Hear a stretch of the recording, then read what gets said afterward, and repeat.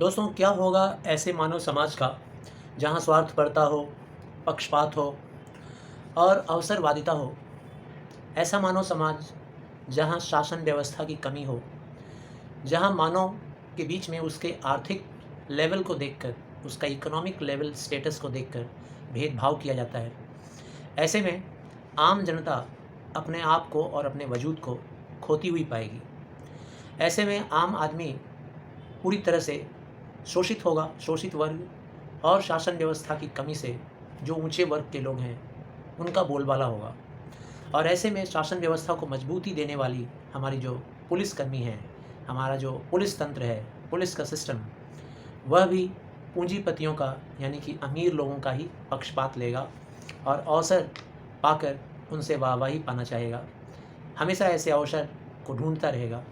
ऐसी ही एक बात को उजागर करने वाली कहानी है एंटन चेखव, जो कि रशियन राइटर हैं, और कहानी का नाम है गिरगिट। सीबीएसई में, वेस्ट बंगाल बोर्ड, दोनों के लिए ही उपयोगी है।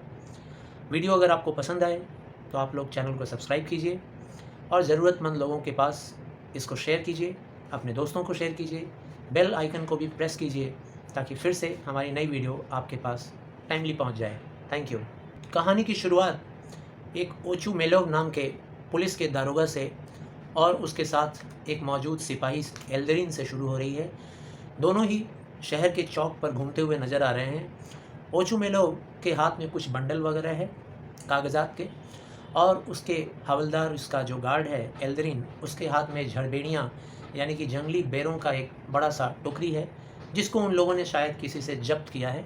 रास्ते में लोग चल रहे हैं, पूरा रास्ता सन्नाटा है, सारी दुकानें खुली तो हैं लेकिन कोई भीड़ नहीं।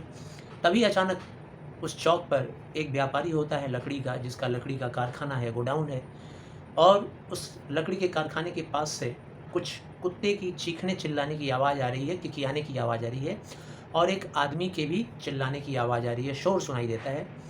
दोनों ही, वो पुलिस का दारोगा और वो एल्दरिन उसका हवलदार, दोनों ही उस आवाज़ की तरफ बढ़ते हैं। आवाज़ कुछ ऐसी आ रही है जैसे लग रहा है कि कुत्ते ने किसी को काट लिया हो, और वो आदमी चीख रहा है, अच्छा तो तू काटेगा, रुक अभी दिखाता हूँ, पकड़ो भाई पकड़ो, भागने ना पाए, ऐसा वो आदमी चिल्ला रहा है। कुछ छींटदार तरह का कमीज़ पहना हुआ था, जैसा कि मैंने अभी पहन रखा है, इसी तरह का वो कमीज़ पहन रखा था, और उसी कमीज़ में कोई बटन नहीं थी।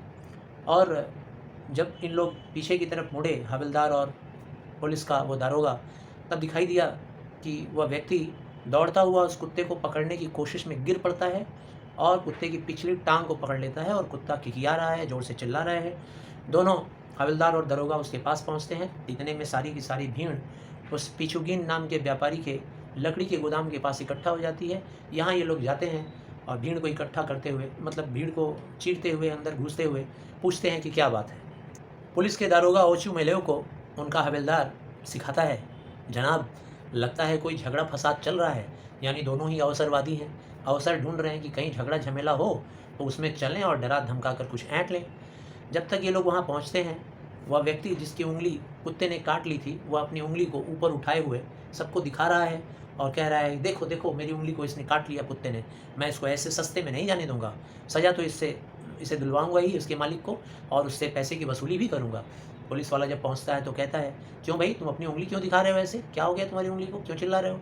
तो उसने बताया, जनाब मैं तो यहाँ से गुजर रहा था, पता नहीं ये कहाँ से पागल कुत्ता दौड़ता हुआ आया और मुझे मेरी उंगली में काट लिया, और हमारा कुछ ऐसा व्यवसाय या मैं ऐसा कर्मचारी हूँ कि हमको अपने हाथ से बहुत ज़्यादा काम करना पड़ता है, अब तो मेरा नुकसान हो जाएगा, कई दिनों तक मुझे इस घाव की वजह से मैं काम नहीं कर पाऊँगा, और मुझे पिचुगिन के लकड़ी के कारखाने में कुछ ज़रूरी काम था, लकड़ी के बारे में जानकारी लेनी थी, इसीलिए मैं यहाँ आया था, राह चलते इसने मुझे काट लिया, तो जनाब इसके मालिक से मुझे हर्जाना दिलवाइए और ऐसे ही मामले को मत जाने दीजिए।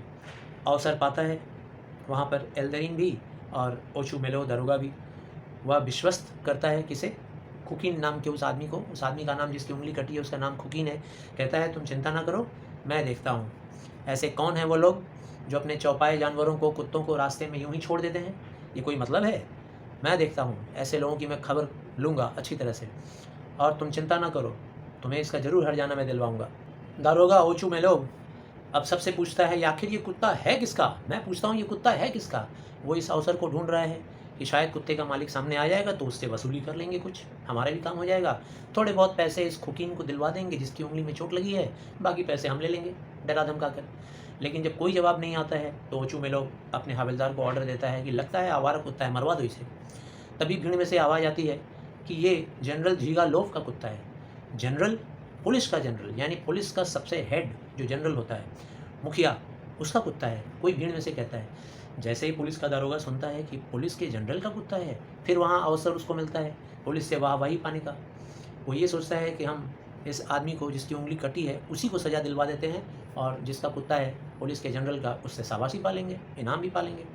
तुरंत गिरगिट की तरह रंग बदलता है और कहानी का शीर्षक भी जैसे रखा गया है, गिरगिट उस कहानी को सार्थक बना रहा है। ये एग्जाम्पल, ये उदाहरण तुरंत कहता है कि अच्छी तरह से मैं समझता हूँ तुम्हारे जैसे बदमाशों को। खुकीन को ही डांट रहा है जिसकी उंगली में चोट लगी है, उसी को डांटता है और कहता है कि ज़रूर कहीं कील वील में उंगली लगा लिए होगे, खून निकल गया, चोट लग गया, और सोचे होगे कि कुत्ते के मालिक से कुछ पैसे वसूल कर लूँ।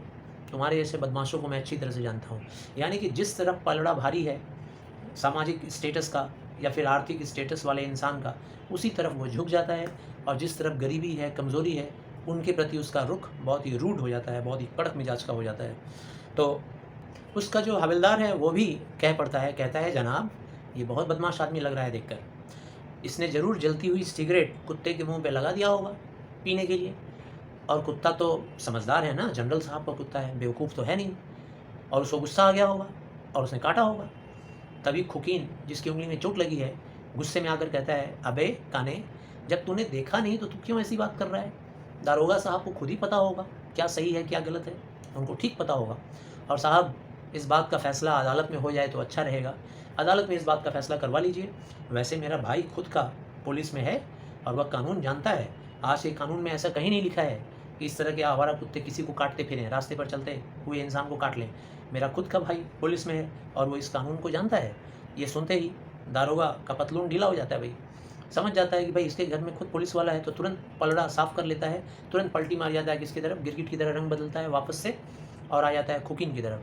कहता है नहीं नहीं, बस तुम चिंता मत करो, मैं खुद जानता हूँ कि जनरल झीगालोव के पास इस तरह के, इस नस्ल के कुत्ते हैं ही नहीं। उनके पास तो सारे शिकारी पॉन्टर कुत्ते हैं, और ये भी कोई कुत्ते जैसा कुत्ता है, मरियल सा खरिश्ती कुत्ता, कितना कमज़ोर।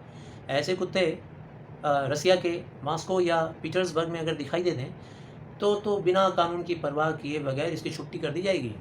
तो ये कोई कुत्ता थोड़ी ना है, ये किसी आम आदमी का कुत्ता होगा। तुम इस मामले को ऐसे ही मत जाने देना खुकीन, तुम्हारी उंगली में चोट लगा है, हर्जाना ज़रूर वसूल करना और मैं तुम्हें दिलवाऊंगा, मैं तुम्हारी मदद करूंगा। तुरंत पलटी मार जाता है जैसे ही सुनता है कि खुकीन का भाई पुलिस में है। और इसके बाद देखिए कैसे फिर से वो रंग बदलता है। तभी उनका गार्ड एल्दरीन अपने माँ आप से ही कहता हुआ सुनाई देता है, लेकिन मैंने ऐसा कुत्ता कल देखा था जनरल साहब के घर के आसपास। तभी भीड़ में से आवाज़ आती है, हाँ हाँ ये जनरल साहब का ही कुत्ता है। ये सुनते ही फिर गिरगिट की तरह रंग बदलता है ओचू मेलो। कहता है कि हाँ हाँ ठीक कहते हो, मुझे भी ऐसा लग रहा है कि ये जनरल साहब का ही कुत्ता है, और सारा का सारा दोष इस बदमाश इंसान खुकीन का ही है। और एक काम करो, इस कुत्ते को जनरल साहब के वहाँ पहुँचवा देने की व्यवस्था करवाओ, और जनरल साहब से ये भी कहना कि मैंने ये कुत्ता उनका रिटर्न करवाया है रास्ते से पकड़कर, और उनसे ये भी कहना कि इस कुत्ते को बाहर निकलने ना दिया जाए, बहुत कीमती कुत्ता है, ऐसा वैसा कुत्ता तो है नहीं, और ना जाने कौन सा पागल किस तरह के बदमाश लोग इसके मुंह में सिगरेट डाल दें, ठीक है ना, वो लोग तो इसकी कीमत समझेंगे नहीं। तो इस तरह से जाकर जनरल साहब को बता देना और मेरे बारे में ज़रूर बताना। फिर से यहाँ स्वार्थपरता आपको नज़र आ रहा होगा। तभी चौक पर जनरल साहब का बावर्ची, उनके यहाँ खाना बनाने वाला जिसका नाम प्रोखोर है, वो वहाँ आता हुआ दिखाई देता है। लोग कहते हैं वो लो प्रोखोर आ गया, उसी से पूछ लीजिए कि ये जनरल साहब का कुत्ता है कि नहीं। प्रोखोर से जब पूछा जाता है तो प्रोखोर कहता है नहीं नहीं नहीं, ये हम लोगों का कुत्ता नहीं है। फिर से गिरगिट की तरह रंग बदलता है ओचू मेलो दरोगा और कहता है, कहा था ना ये जनरल साहब का कुत्ता नहीं है, ले जाओ आवारा कुत्ता है, मार दो इसे, गोली मार डालो, मार के ख़त्म करो। तुरंत रंग बदल दिया। तब तक प्रोखोर जनरल साहब का बावर्ची कहता है, जनाब ये कुत्ता हमारा तो नहीं है, हमारे मालिक को ग्रे हाउंड का कुत्ता पसंद नहीं है, ग्रे हाउंड नस्ल का, लेकिन हाँ उनके भाई साहब अभी आए हुए हैं, उनको ग्रे हाउंड के कुत्ते पसंद है, ये कुत्ता उनका है। अब जैसे ही ओचू मेलो सुनता है कि इतने बड़े अधिकारी, इतने बड़े ऑफिसर के भाई का कुत्ता है ये, तुरंत फिर से गिरगिट की तरह रंग बदलता है। तो कहानी का शीर्षक गिरगिट इसीलिए रखा गया है, और कितना उचित और उपयुक्त शीर्षक है आप इसी से अंदाज़ा लगा सकते हैं कितनी बार वो रंग बदलता है। ओचू मेलो फिर से रिएक्शन देता है सुनते ही कि ये उन जनरल साहब के भाई का है। कहता है, ओ तो जनरल साहब के भाई व्लादिमीर इवानिच का कुत्ता है ये। ओहो, व्लादिमीर इवानिच कब आए अपने भाई से मिलने, और अगर वो आए तो हमको पता ही नहीं है, कितनी बड़ी बात है। ऐसे कह रहा है जैसे लग रहा है कि जनरल साहब के भाई से उसका रोज़ का मिलना जुलना हो या उनके साथ मित्रवत व्यवहार हो। कह रहा है कि वो व्लादिमीर इवानिच का कुत्ता है, इसीलिए तो कहूँ इतना होशियार कैसे है। बहुत होशियार कुत्ता है ना। देखो कितना होशियार है कि किसी की उंगली पे सीधा अटैक करता है, उंगली चबा जा रहा है ये कुत्ता। अरे वाह, मानना पड़ेगा कितना बड़ा शिकार खेला है तूने। और फिर कुत्ते को दुलार से कहता है, शैतान कहीं का, गुर्रा मत, चल अब चल अपने घर चला जा। ये सुनते ही प्रोखोर को सौंप देता है। प्रोखोर उस कुत्ते को अपने पास बुलाकर लेकर अपने घर की ओर चला जाता है। और सारी की सारी भीड़ फिर खुकिन के ऊपर, जिसकी उंगली में चोट लगा था, उसको देखकर सारी भीड़ हंसने लगती है। हंसती है क्यों? क्योंकि वो लोग जानते थे कि आज के ज़माने में हमारे समाज में पुलिस ऑफिसर जो हैं, जिनका ड्यूटी है, जिनका ये कर्तव्य है कि वो शासन व्यवस्था को और मजबूत बनाएं, ऐसे ही पुलिस वाले भ्रष्टाचार की वजह से या भ्रष्ट होने की वजह से आम जनता का मजाक बना देते हैं, जैसे खुकिन का बन गया। और सारी जनता खुकिन के ऊपर हंसने लगती है। खुकिन वहाँ अपना समूह लेकर खड़ा ही रह गया। और अंत में ओचू मेलो और दोनों उसके जो गार्ड हैं, दोनों ही उसकी तरफ गुस्से से देखते हैं। और ओचू मेलो कहता है, चल भाग यहाँ से बदमाश कहीं का, मैं तुझे छोड़ूंगा नहीं, मैं तेरी खबर लूँगा। और अपनी कोट को समेटता हुआ वहाँ रास्ते से चला जाता है। तो आशा करते हैं आपको चैप्टर समझ में आया होगा। सिर्फ कहानी को वीडियो में मत सुनिए, साथ साथ बुक में भी एक बार दो बार पढ़िए, रीडिंग कीजिए। जहाँ प्रॉब्लम आए कमेंट बॉक्स में लिखिए, मैं क्लियर करने की कोशिश करूँगा। Thank you.